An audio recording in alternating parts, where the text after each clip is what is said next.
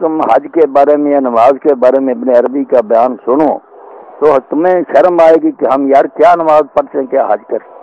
جو اس پر راز کھولے اللہ نے اسی کو لیے اس نے لکھی کتاب الفتوحات المکیہ کہ مکے میں رہتے ہوئے اللہ تعالیٰ نے میرے اوپر شریعت کے کس طرح راز کھولے.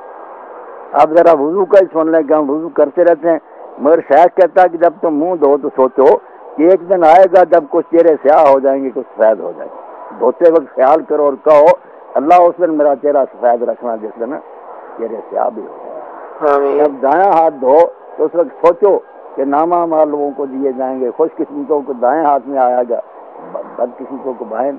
اس کو دو تو سوچو کہ اللہ مجھے بھی دائیں ہاتھ میں پکڑا.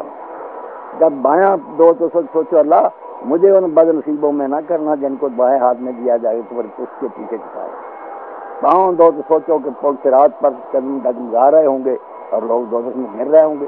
اس دن اللہ میرے قدم ثابت رکھنا میں پل صراط سے آسانی کے لیے. منہ دو تو سوچو کہ اللہ اس دن لگ کے نہیں حجت میرے پاس کوئی ہوگے بہانہ میں جان چھڑا سکوں, ایسے جرم کر کے نہ جاؤں کہ پھر مجھے بولنے کی بھی اجازت نہ ملے.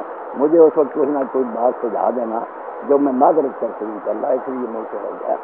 ناک دو تو اس وقت سوچو کہ مجھے جنت کی خوشبو سنگھانا جہنم کی بدبو نہ سنگھانا. اب میں نے تھوڑی سی باتیں آپ کو بتائیں. کیسی بات یہ سوچتا جائے تو جو حضور نے فرمایا کہ سارے گناہ جھڑ جاتے اب خود ہی جھڑ جاتے, توبہ کرتا جاتا ساتھ. اگر اسے پانی بہتا جائے سوچے کوئی نہ پھر اسے کیا گناہ جھڑنے. انہوں نے زیادتی کی. اگر نہیں سمجھتے نا اسی بات ہے